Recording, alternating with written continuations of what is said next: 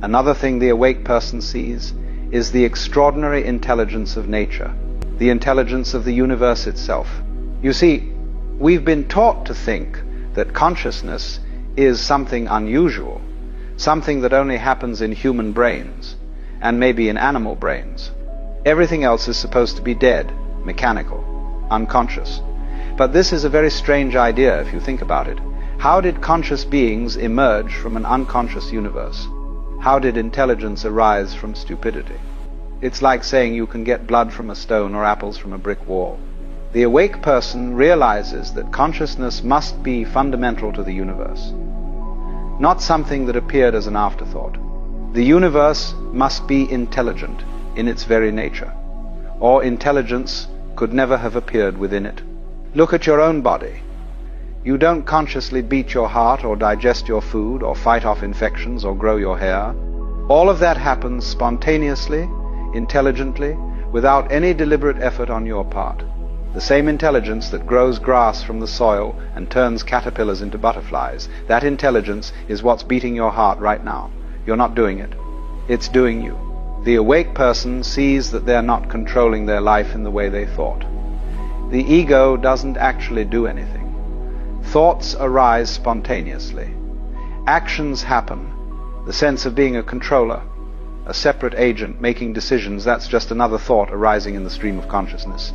In reality, you're being lived by the universe, just as a wave is being waved by the ocean. Now, this might sound terrifying at first. People think, if I'm not in control, then what? Am I just a puppet? Do I have no free will? But this is still thinking in terms of separation, of me versus the universe. What the awake person realizes is that the controller and the controlled are one. The universe isn't forcing you to do anything. You are what the universe is doing at this particular point in space and time. When you see this, there's a tremendous relief, a tremendous letting go. All that anxiety about whether you're doing the right thing, making the right choices, living your life correctly, it falls away. You realize you can't make a mistake because you're not separate from the process. You can't do anything other than what you do because you're not separate from the power that's doing it. This doesn't make you passive or irresponsible. It makes you spontaneous, natural, free. The spiritually awake person also sees through the illusion of time in a very profound way. We think of time as this river flowing from past to future, and we think we're being carried along in it. But actually, there is only now. The past is a present memory.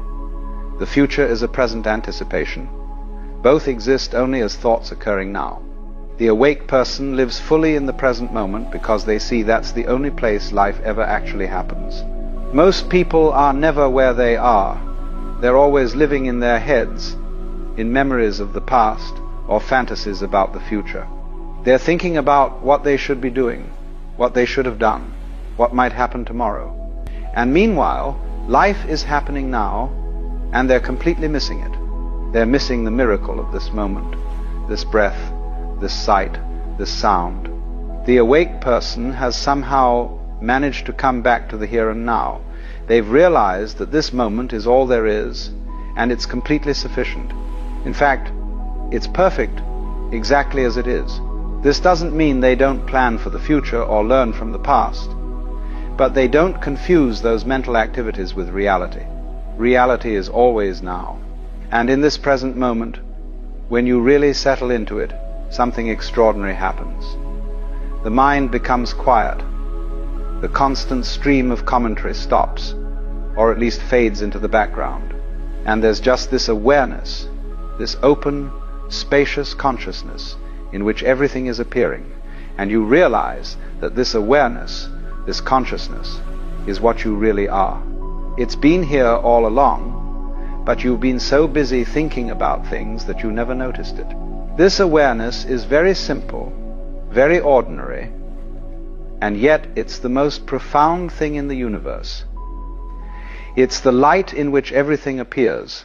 Without it, there would be no world, no experience, no anything. And it's what you are, not as an object or a thing, but as pure subjectivity, pure presence, pure being. The spiritually awake person rests in this awareness. They identify not with the passing show of thoughts and feelings and sensations, but with the awareness in which all of that appears, and from this perspective, everything looks different. Problems don't disappear, but they lose their power to disturb. Pain is still felt, but there's no suffering added to it by resistance and complaint. Joy is experienced more fully because there's no fear of losing it. Life becomes play, a cosmic dance, a game. Not in the sense of not taking it seriously, but in the sense of not taking yourself too seriously. You realize you're playing a role, a character, but you're not limited to that role. You can be in the world fully, engaging completely, and yet not be of it, not be trapped by it. This is what the spiritually awake person sees. They see reality directly, without the filter of concepts. They see the unity of all things. They see that consciousness is fundamental. They see that there is no separate self. They see that all there is now. And they see that what they really are is the awareness in which all of this appears. And the beautiful, frustrating, wonderful thing is that I can tell you all of this, but it won't help you one bit unless you see it for yourself. These are just more words, more concepts, more items on the menu. The real feast is available right now, in this very moment, if you would only stop reading the menu and start eating. Look at what's actually here. Listen to what's actually sounding. Feel what's actually present. And in that direct contact with reality, you may discover what the spiritually awake already know, that you are that reality, looking at itself through these particular eyes.